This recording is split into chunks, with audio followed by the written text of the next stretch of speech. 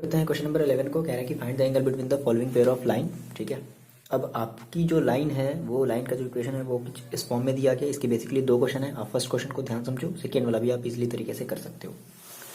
अब pair of line आपका ये दे चुका है और इसके बोल रहा है कि इन दोनों लाइन के बीच का जो है आप एंगल फाइंड आउट करो। इसके पहले भी हमने जो है एंगल फाइंड आउट करना देखा था, तो हमें वहाँ से एक फॉर्मूला पता चला था कि sir cos theta is equal to क्या होता है A1 A2 plus B1 B2 plus C1 C2। बोलो बहुत ज़्यादा डिफिकल्ट चीज़ है क्या? Upon under root A1 square plus A1 square plus B1 square plus C1 square into under root A2 square plus B2 square plus C2 square. ये चीज़ हमने देखी थी। तो अगर हम समहाउ A1 B1 C1 है ना, इस तरीके ये सारी चीज़ें अगर हम फाइंड आउट कर ले, A2 B2 C2 अगर हम ये चीज़ें फाइंड आउट कर ले तो हम इजीली तरीके से हम इनको भी कर सकते हैं। अब सवाल उठता है सर कैसे? देखो कुछ नहीं करना है आपको, क्या करना है ना, आपको इसका कंपैरिजन करना है अपने मेन स्टैंडर्ड इक्वेशन से। ठीक है, चलो देखो हमने कहा कि एज वी नो जो हमारा कार्टेशियन फॉर्म होता है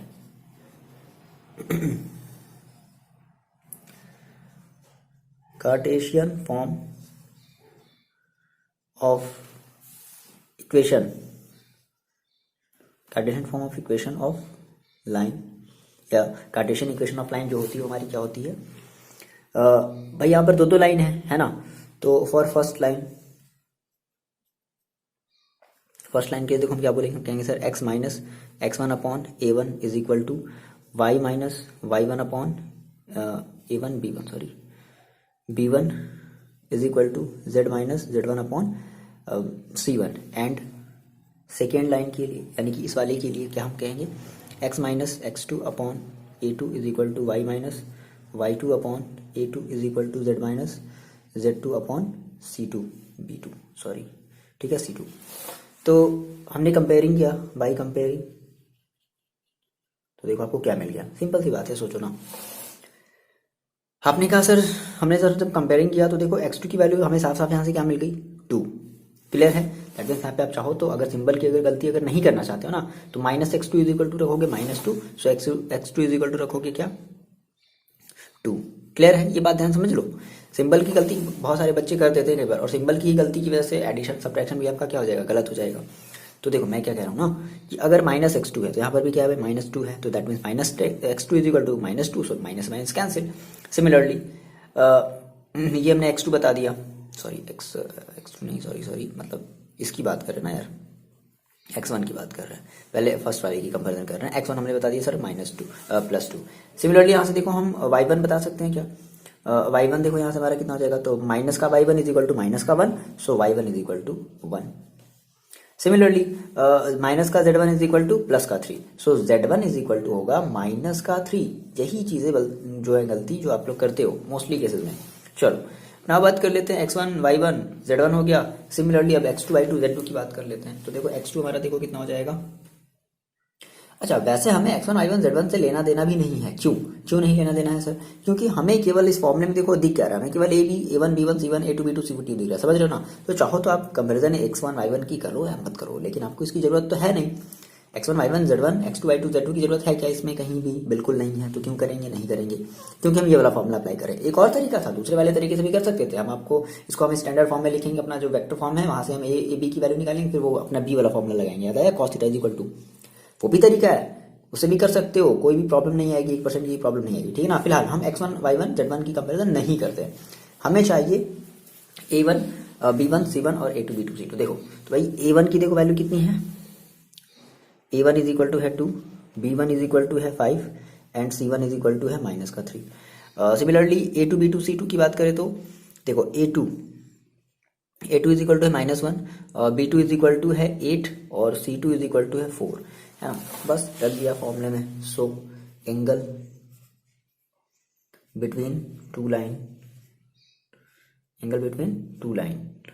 इज इक्वल टू, हम क्या कहते थे, cos theta is equal to A1 A2। तो A1 A2 देखो कितना है A1, that means 2 into -1 plus B1 B2 5 into 8 plus C1 C2 -3 into 4 upon under root A1 square यानी कि 2 का square plus B1 square 5 square plus -3 का square into under root A2 square that means -1 का square plus B2 square यानी कि 8 का square plus C square that means 4 का square. So finally कितना आ जाएगा -2 और ये कितना हो जाएगा -2 प्लस का 8 5 सा 40 और माइनस का 12 अपॉन ये देखो कितना आ जाएगा अंडर रूट 4 प्लस 25 और ये प्लस का 9 इंटू अंडर रूट 1 प्लस 64 और प्लस का 16। सो ये देखो आपके पास कितना हो जाएगा, ये है 12 और ये है -2 दैट मीन्स माइनस का 14। सो माइनस का 14 और प्लस का 40 ये आपका देखो कितना हो जाएगा माइनस का 14 और प्लस का 40 एक मिनट 40 ठीक है तो 6 और 2 ओके 26 प्लस का आएगा 26 ठीक है। सिमिलरली अपॉन में अंडर रूट ये देखो कितना आ जाएगा 4 प्लस 25 प्लस 9 तो ये आपका देखो कितना मिलेगा, ये हो जाएगा 9 और 5 ये आपका हो गया 34 और 4 38 ओके कितना आ जाएगा 38 इंटू ये कितना आ जाएगा 16 और 17 और ये हो जाएगा आपका 1 और 6 1 7 8 81 ओके। सो इसको ऐसे ही छोड़ दिया जाए, मल्टीप्लाई कर लेंगे ज़्यादा से ज़्यादा और क्या कर सकते हैं ठीक है। आंसर एक बार चेक कर लिया जाए 4 है ठीक है। अच्छा एक मिनट ठीक है देखो हमने कहा कि इसको ऐसा करते हैं 26 अपॉन 38 को आप क्या लिख सकते हो 38 को आप लिख सकते हो कैसे 38 है ना तो 2 इंटू और ये कितना हो जाएगा भाई ओके चलो ठीक है इसको हम ज़्यादा कुछ नहीं और इसको देखो इसको एक साथ लिख लेते हैं 81 को हम क्या लिख सकते हैं 81 को हम लोग लिख सकते हैं 3 इंटू 3 3 ज़ा 9 9 3 ज़ा 27 और 27 3 ज़ा 81 ओके ठीक है मतलब कि ये 38 बाहर हो गया ये ओके मेरा दिमाग कहीं और था क्या 9 बाहर आ गया और 38 अंदर रह गया ठीक है चलो डोंट वरी ओके होता है एजुकेशन में कभी कभी होता है ठीक है। तो 26 अपॉन 9 अंडर रूट 38 आया, ये आपका क्या आ जाएगा फाइनली ये आपका मिलेगा थीटा इज इक्वल टू सब कैलकुलेशन वाली बात है theta is equal to cos inverse this ठीक है ना, ये आपका आंसर आएगा फर्स्ट वाले क्वेश्चन का। सिमिलरली आप मेरे को बताओगे कि क्या आप सेकेंड वाला कर लोगे या मेरे को बताने की जरूरत है। सेम वैसे देखो क्या करोगे, चलो हम आपको थोड़ा सा हिंट देते हैं, अगर हिंट चाहिए तो अच्छी बात है, नहीं चाहिए तो आप जल्दी से करके खुद से ट्राई करके आगे बढ़ना। ऐसे नहीं सर मैं तो सर कर लूंगा बाद में, नहीं खुद ट्राई करके आगे भागो ठीक है। जल्दी से देखो जी ये आपका 11 का सेकेंड वाला क्वेश्चन है ठीक है। सिंपल कुछ नहीं, आप क्या करोगे सिंपल भाई बाई कंपेयरिंग क्लियर है। तो देखो A1 इज इक्वल टू क्या मिलेगा आपको 2, B1 इज इक्वल टू मिलेगा 2 और C1 इज इक्वल टू मिलेगा 1, A2 इज इक्वल टू मिलेगा 4, B2 इज इक्वल टू मिलेगा 1 and C2 is equal to मिलेगा 8। सर तो फॉर्मूले में हम सॉल्व नहीं करने वाले, आप ये खुद रखोगे। देखो कितना आसान है, A1 A2 plus B1 B2 plus C1 C2 upon under root A1 square, 4 बार लिखना है यार खुद आपको याद हो जाएगा, A1 square plus B1 square plus C1 square into under root A2 square plus B2 square plus C2 square रख लो, इस वाले में आपका आंसर आ जाएगा। क्लियर, देखो कितना आसान है, बहुत इजी है। अब ये आपके अगर बोर्ड से हटा दिया गया है तो क्या ही कर सकते हो, इतना आसान सा क्वेश्चन हटा दिया गया, मतलब क्या ही इसका मतलब है, कुछ नहीं मतलब है हटाने का। ठीक है ना, बात करते हैं क्वेश्चन नंबर 12 की। ये है आपका क्वेश्चन नंबर 12, कह रहा है कि find the value of P so that line this and this are right angle. अब कितने बच्चे इस क्वेश्चन को देख करके छोड़ देंगे कि सर मेरे तो सर ये सिलेबस मेरा सर रिड्यूस है, ये एंगल वाला मेरे में सर नहीं है। लेकिन इस क्वेश्चन को आप दो तरीके से, जो एग्जामिनर है वो दो तरीके से पूछ सकता है। या तो वो ये बात ध्यान रख करके पूछ सकता है कि आप इसको एंगल वाले फॉर्मूला अप्लाई करके करो, या फिर कह रहा है कि अगर ये राइट एंगल है तो राइट एंगल का मतलब क्या है कि दो लाइन होंगी और दोनों लाइन आपस में एक दूसरे के कैसी होंगी, परपेंडिकुलर होंगी। तो परपेंडिकुलर की कंडीशन से के रिगार्डिंग भी पूछ सकता है। बात आगे समझ में। देखो आप जानते क्या हो मेरी बात थोड़ी सी, इस क्वेश्चन को सॉल्व करने से हम पहले कुछ बातें आपको बताते हैं, समझाते हैं। कुछ बच्चे कहेंगे सर इस क्वेश्चन को हम नहीं करेंगे या करेंगे, जो भी उनका माइंड सेट हो, जो भी हो, ठीक है भाई। सिलेबस रिड्यूस किया गया तो ऐसी बात है, आप यही सोचोगे, बिल्कुल सोचना भी पड़ेगा। तो हमने कहा नहीं देखो ऐसा कर लेना, तो आपको एंगल वाला भी फॉर्मूला याद रखना है, बहुत जरूरी है। क्योंकि मैंने आपको बताया, देखो ऐसे आप ये जानते हो कि cos theta is equal to क्या होता है, a1 a2 plus b1 b2 plus c1 c2 upon under root a1 square plus b1 square plus c1 square into under root a2 square plus b2 square plus c2 square. ये होता है ना, बिल्कुल होता है। तो इसने कहा कि भाई राइट एंगल है, तो राइट एंगल का मतलब क्या, theta is equal to 90 degree. तो theta is equal to 90 degree आप रखोगे तो cos 90 की वैल्यू कितनी होती है, 0। तो यहाँ पर आप क्या रख दोगे, 0। तो जब 0 रखोगे तो जब इसको जब a1 a2 plus b1 b2 plus c1 c2 और इसको जब इधर भेजोगे आप इस 0 की तरफ, तो ये पूरा का पूरा क्या हो जाएगा, 0। और यही तो बताओ क्या होती थी आपकी कंडीशन, होती थी कि lines when lines are perpendicular to each other. तो आप डायरेक्टली इसके थ्रू भी कर सकते हो कि when lines are perpendicular to each other, बोलो कर सकते हो ना। तो इसलिए इसको छोड़ना नहीं आप कि नहीं सर ये तो सर हमारा एंगल वाला, अच्छा एंगल देख लिया, अच्छा एंगल तो सर रिड्यूस हो गया, हटा दो सर, नहीं ऐसा नहीं करना है। चलो तो आप चाहो तो इस वाले फॉर्मूले के रिगार्डिंग लगा लो, इस वाले के। तो ये हमारी परपेंडिकुलर की क्या होती है, कंडीशन होती है। कह रहा है कि आपको p की वैल्यू निकालनी है, ठीक है। अब उस p की वैल्यू कैसे निकालनी, तो ये कह रहा है कि जो लाइन है आपस में परपेंडिकुलर है, ठीक है सर, हम परपेंडिकुलर वाली कंडीशन अप्लाई करेंगे। लेकिन ये क्वेश्चन इतना भी आसान नहीं है जितना आप सोच रहे हो, है ना। आप कहोगे सर आपने तो बताया था कंपैरिजन करेंगे, कंपैरिजन करके a1 b1 c1 a2 b2 c2 की वैल्यू निकालेंगे। बिल्कुल निकालेंगे, लेकिन कंपैरिजन करने से पहले ये तो ध्यान रखो कि हम कंपैरिजन सर किससे करते हैं। हमने कहा कि सर बाय कंपेयरिंग, मेरी बात ध्यान से समझते चलो। बाय कंपेयरिंग क्या करते हैं, हम क्या करते हैं, कंपैरिजन किससे करते हैं, x minus x1 upon a1 is equal to y minus y1 upon b1 is equal to z minus z1 upon c1 and, और किसे आप कंपेरिजन करते हो, x माइनस x2, अगर दो लाइन होगी तो x minus x2 upon a2 is equal to y minus y2 upon b2 is equal to z minus z2 upon c2, इसी से कंपेरिजन करते हो ना। लेकिन आप मेरे को इतनी बात बता दो कि आपका ये जो गिवन इक्वेशन है क्या ये सूटेबल फॉर्म में है, नहीं। अब तक आप जितनी भी क्वेश्चन को करते चले आ रहे थे वो सारे के सारे सूटेबल फॉर्म में थे, समझ रहे हो ना। लेकिन ये सूटेबल फॉर्म में नहीं है, तो क्या करना पड़ेगा, सबसे पहले हमें इसको सूटेबल फॉर्म में बनाना पड़ेगा। ये भी सूटेबल फॉर्म में नहीं है। सूटेबल फॉर्म देखो कहने का मतलब ये आपका स्टैंडर्ड फॉर्म है, ये होना चाहिए, x माइनस x1 होना चाहिए। चलो लेकिन ये x माइनस 1 कहाँ है भाई, ये x माइनस x1 कहाँ है, ये तो 1 माइनस x है, पहले x दे दिया बाद में 1 दे दिया, आगे बात समझ में। तो इसको आपको क्या करना पड़ेगा, पहले सूटेबल फॉर्म में कन्वर्ट करना पड़ेगा, दैट इज इस फॉर्म में कन्वर्ट करना पड़ेगा।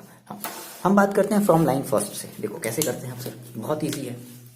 तो फ्रॉम फर्स्ट, अभी कंपैरिजन नहीं कर सकते, अभी कंपैरिजन करोगे वैल्यू रखोगे गड़बड़ा जाएगा, कहोगे सर आंसर नहीं आएगा। बिल्कुल नहीं आएगा, क्यों आएगा, क्योंकि आप अभी हमारा ये क्वेश्चन इस हमारे स्टैंडर्ड फॉर्म के अकॉर्डिंग है ही नहीं। बाकी के क्वेश्चन में हमारे वो स्टैंडर्ड फॉर्म के अकॉर्डिंग होता था, इसलिए हम डायरेक्टली कंपैरिजन कर लेते थे, बट यहाँ पर नहीं। From 1 minus x upon 1 minus, एक बार लिख लो, 1 minus x upon 3 is equal to 7y minus 14 upon 2p is equal to z minus 3 upon 2। तो देखो देखो देखो ये आपका सुटेबल फॉर्म में नहीं है, तो ऐसा करते हैं हम x को पहले लिख लेते हैं माइनस एक्स और प्लस 1 अपॉन 3। आप चाहो तो आप काम ये भी कर सकते हो कि आप यहाँ से माइनस कॉमन ले सकते हो। तो जब आप यहाँ से जब माइनस कॉमन लोगे तो ये जो x है वो हो जाएगा प्लस में, और ये जो 1 है वो हो जाएगा माइनस में। ओके, ये बात बताओ समझ में आई, कितने बच्चों को ये बात समझ में आई, ठीक। और अब इस माइनस को हम लगा देते हैं यहाँ पर नीचे, यानी कि -3 के पास। अब बोलो, एक बार में नहीं करते, नहीं तो कहोगे सर ये क्या क्या कर दिया। चलो इतनी बात समझ में। अच्छा दूसरी चीज देखो कि यहाँ पे हमारा सर क्या होता है, यहाँ पे हमारे पास y माइनस y1 होता है, लेकिन यहाँ पर 7y माइनस 14 है। तो ऐसा करते हैं हम यहाँ से 7 को कॉमन ले लेते हैं, है ना, हो सकता है ना। क्या बचेगा, देखो y minus 2 upon 2p is equal to, ये तो हमारा ठीक ठाक है, ये ठीक ठाक है, तो इसके साथ कोई भी छेड़खानी नहीं करनी है, इसको कोई भी डिस्टर्बेंस नहीं करना है। अच्छा तो ये देखो कितना हो गया, x माइनस 1 अपॉन माइनस का 3 हो गया इज इक्वल टू, ये देखो ये 7 नहीं कटेगा, कैसे क्या सर, कैसे काट दिया आपने, नहीं काटा भाई। देखो y माइनस 2 अपॉन, अच्छा अब देखो ध्यान से मेरी बात समझना, हम क्या करने वाले हैं, हम ये कर सकते हैं क्या सर, 2p अपॉन 7, बोलो भाई इस 7 को आप फिर से भेजोगे तो कहाँ जाएगा 7 फिर से ऊपर ही तो चला जाएगा, बात एक ही है। तो आपका इस तरीके से ये स्टैंडर्ड फॉर्म में आ रहा है। ये आपका देखो हो गया, है ना, ठीक है। और ये जो आपका है ये आपका बी हो गया, समझ रहे हो बात को। ये हमारा सुटेबल फॉर्म में है, तो इसके साथ कोई भी छेड़खानी नहीं करनी है। अब कंपैरिजन कर सकते हो यहाँ से। तो अब आपने जब आप कंपैरिजन करोगे आप कहोगे सर बाई कंपेयरिंग, ठीक है, कर दो। देखो ए इक्वल टू कितना आ जाएगा बच्चे, माइनस का 3, A1 है ना, फर्स्ट लाइन है ना। तो B1 इज इक्वल टू देखो कितना हो जाएगा 2P/7 and C1 is equal to देखो कितना हो जाएगा आपके पास 2। ये आपने A1 B1 C1 की वैल्यू निकाल ली। अच्छा, फिर आप देखो क्या आपका जो थर्ड वाला जो सेकेंड वाला जो लाइन है क्या वो सुटेबल फॉर्म में है? बिल्कुल भी नहीं है, सुटेबल फॉर्म में नहीं है। ये है, ये भी हो सकता है, लेकिन ये Z बाद में, Z को आपको पहले करना पड़ेगा। चलो भाई, तो हमें इसको भी सुटेबल फॉर्म में लिखना है। तो सर कैसे लिखा जाए? हमने कहा सर फ्रॉम सेकेंड लाइन, ठीक है। तो सेकेंड लाइन देखो हमारी क्या है, एक बार लिख लिया जाए। क्या है भाई, 7 - 7x है upon 3p is equal to y - 5/1 is equal to 6 - z upon 5 है। चलो हमने कहा सर यहाँ से हम x7 को कॉमन ले लेते हैं, क्या हो जाएगा? तो यहाँ पर मेरे पास बचेगा 1 माइनस का x बचेगा। चलो स्टेप बाय स्टेप करते हैं, डोंट वरी, एक जैसा टेंशन नहीं लेना है। ये तो ठीक ठाक है सर, इसके साथ कोई भी छेड़खानी नहीं करनी है, ठीक है, मतलब इसको छोड़ देना, एकदम डिस्टर्ब नहीं करना है।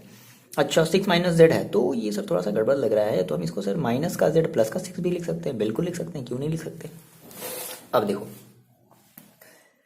ये सर होना चाहिए मेरे पास यहाँ पे x पहले होना चाहिए था, है ना। तो ऐसा करते हैं हम -x, देखो इसको हम ऐसे भी लिख सकते हैं ना, ध्यान समझना। चलो नहीं, स्टेप बाय स्टेप करते हैं, वरना कहोगे सर गड़बड़ हो जाएगा। देखो ऐसा करते हैं, हम यहाँ से -1 कॉमन ले लेते हैं।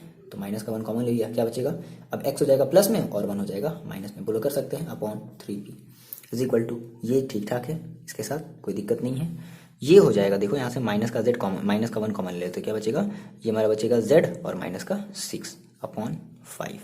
बस हो गई बात, खत्म कहानी। x -1 अपॉन ये हो जाएगा 3p -3p/7, बोलो इतना कर सकते हैं भाई। -7 अपॉन में आएगा यहाँ पे, तो फिर से ऊपर भेजोगे तो यहाँ पर ये जा सकता है इज इक्वल टू, ये ठीक ठाक है, इसके साथ कोई दिक्कत वाली बात नहीं है। ये भी थोड़ा सा गड़बड़ है, तो कोई बात नहीं, हमने इसको z -6 कर दिया अपॉन -5 कर दिया, बोलो इतनी बात समझ में आ गई। सो यहाँ से आप कंपेरिजन कर दो, तो आपको देखो क्या मिल जाएगा, आपको मिल जाएगा A2 is equal to -3p/7 और B2 is equal to 1 and C2 is equal to -5। बस A1 B1 C1 A2 B2 C2, आपको ये दो चीज़ें मिल गई। अब जब दो चीज़ें मिल गई तो हम इनको क्या कर लेते हैं, फॉर्मूला अप्लाई कर लेते हैं, परपेंडिकुलर वाली कंडीशन हम जो है अप्लाई कर लेते हैं। मिटा दिया जाए, इनको मिटाते हैं, इनको रहते हैं, इनको रख लेते हैं साथ में। पहले आप जल्दी से नोट डाउन कर लो, मिटा दिया जाए। देखो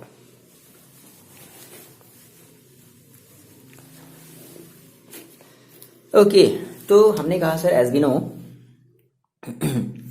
since lines are perpendicular to each other, है ना भैया, यही तो है, perpendicular to each other. So that means A1 A2 plus B1 B2 plus C1 C2 is equal to 0। So A1 की देखो वैल्यू कितनी है, -3 इंटू A2 की वैल्यू देखो कितनी है, -3p/7 प्लस B1 देखो कितना है 2p/7 इंटू B2 देखो कितना है 1 प्लस C1 देखो कितना है 2 इंटू C2 देखो कितना है -5 इज इक्वल टू 0। इसको थोड़ा सा सॉल्व कर लिया जाए तो माइनस माइनस प्लस हो जाएगा, 9p/7 प्लस 2p/7 और ये हो जाएगा आपके पास माइनस का 10 इज इक्वल टू 0। सो 10 को इधर भेज देते हैं, ये दोनों का डिनोमिनेटर सेम है तो 7 हो गया, 9p और प्लस का 2p/7 is equal to 10। So 9p/2p कितना हो जाएगा भाई 11p, 7 को इधर भेज देते हैं 70। सो p इज इक्वल टू कितना हो जाएगा भाई 70/11। ये आपका आ जाएगा फाइनल सा आंसर। p की वैल्यू कितनी आ गई 70/11। क्लियर है, ये बात ध्यान रखना, अगर ऐसे नहीं किया तो पक्का है कि गलत आएगा। ठीक है, चलो कर लो इतना नोट डाउन, मजा आ गया करने में, है ना। तो छोड़ना नहीं है, एंगल वाला है सर एंगल वाला, sir right angle, sir right angle वाला सर कट गया, एंगल वाला सर कट गया, नहीं कटा नहीं है भाई, परपेंडिकुलर वाला। देखो हमने कहीं एंगल वाला फॉर्मूला लगाया क्या, बोलो बोलो बोलो, कहीं लगाया एंगल वाला फॉर्मूला? बिल्कुल भी नहीं लगाया, तो फिर आप भी करोगे, है ना।